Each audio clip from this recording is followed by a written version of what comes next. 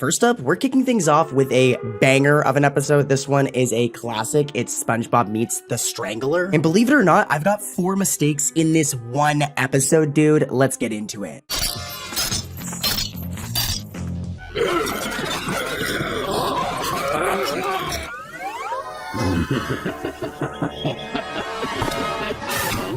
There's too many witnesses around here. Okay, so this first one's pretty funny. You guys need to listen closely. So throughout this episode, we get multiple shots of the Tattletale Strangler having like a regular hand, all right? As you can see, he has 10 fully functional fingers. Here's so many shots. Here's another shot where we can see he has like a regular hand with fingers. And here's even another shot where this dude's got fingers, okay? Remember this. As randomly in the episode, in later scenes, his fingers will randomly be replaced with fins. This is a thing in SpongeBob. Some fish have fins, some fish have actual hands, but it doesn't change halfway throughout the episode. This was a major mistake here because, again, he has hands, as you can see right here, and then in this shot, he has fins. Here's mistake number 2 from SpongeBob Meets the Strangler. Bye, Mr. Krab. Bye, Plankton. Bye, Sandy. Bye, Larry. Bye, Koral. Bye, Mrs. Pop. We just do what the invitations say. Let's bug us aboard.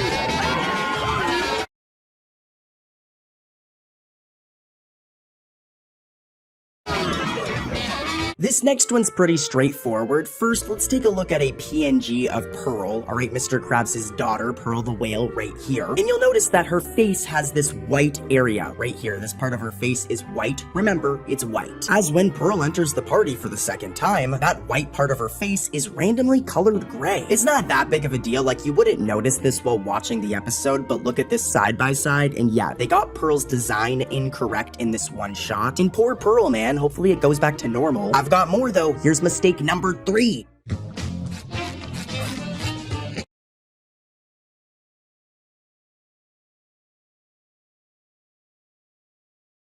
Litter.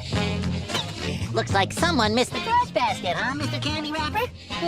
Kids these days. This one is really funny, and this is the type of mistake that once I point it out, every time you rewatch the episode, you'll see it. But okay, so when SpongeBob goes out of the Krusty Krab to clean up litter, if we take a look at his pant legs, there's something like incredibly wrong. That's right, they're black. And this isn't like a design change or something, as like seconds later in the next shot, they go back to brown, which is what they're supposed to be. So yeah, this one shot where they're black is just totally a mistake, dude. Like, I don't even know how they made this mistake, but yeah, let's head over to mistake number 4 from SpongeBob Meets the Strangler. Like I told you, 4 mistakes in one episode. Damn.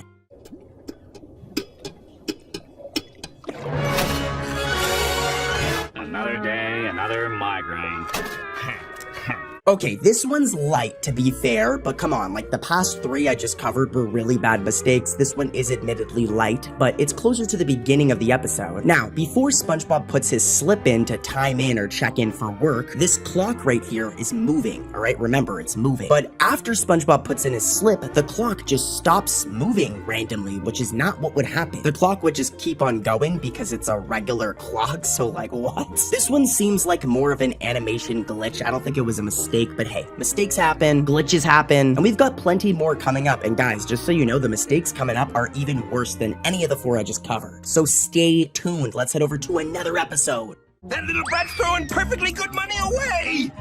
Oh, so if I can't have it, no one can! I hope he throws all your retirement money down a hole! As you guys know, Squidward can really not stand SpongeBob or Patrick, so just imagine what would happen if he got trapped with them in a well. Well, that's literally what happens in the episode, wishing you well. A really good SpongeBob episode from all the way back in like season 4. You guys know what the drill is though. Let's spot some mistakes. Try to comment the mistake before I come back in and like break them down, guys, but yeah, let's do it. Holy hey, must be a lot of money. Free! I'm free! Squidward, what were you doing down there? I didn't approve any overtime! Okay, so first up, it takes place in the clips you guys just saw when Mr. Krabs says, I didn't approve of any overtime. Let's take a look at Mr. Krabs' eyelashes, and we'll notice that his eyelashes just were not colored in at all. They're just transparent and see-through. Normally, Mr. Krabs' eyelashes look like this. They're like kind of like an orangey color, and more importantly, they're colored in. But the animators slipped up a little bit during this scene because those eyelashes have no color at all, dude. And here's number 2 from Wishing You Well. And you got your elbow in my ribs. Ow. I I told you I am claustrophobic. Nice.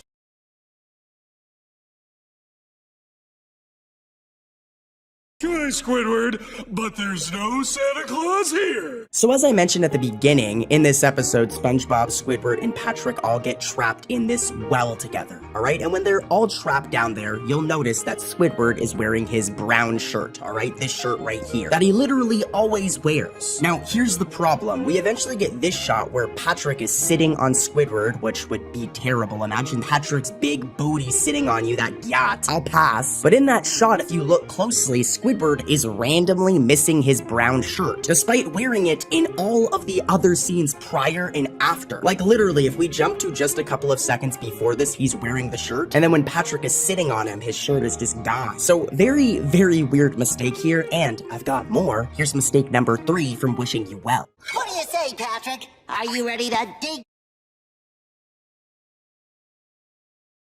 for some magic? Yeah. This one is a classic. I might have even covered it in a previous episode before, but when SpongeBob says, "What do you say, Patrick?" for a few frames, his mouth is just gone. Poof, it's just missing. How do you forget to draw a character's mouth? I don't know, but it's gone. There's no mouth there. Let's keep it rolling though, guys, and stay tuned. I'm saving the worst mistake for last, and you don't want to miss the random mistake of the day. Let's go. But sir, we need to get back to Bikini Bottom. Oh well.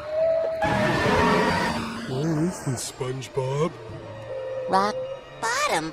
See, Cartoon Corey, he's always got you guys covered. We're back with more classics. We're going to Rock Bottom, baby. One of my favorite SpongeBob episodes. I think any like 90s kid or 2000s kid loves this episode. Modern SpongeBob is really cool, but Rock Bottom is the perfect example of why old school SpongeBob is the best. Even old school SpongeBob has mistakes though. It's actually where a lot of the mistakes are, guys, is in season 1, 2, and 3. And Rock Bottom is no exception. Here's the first mistake. Let's take a look.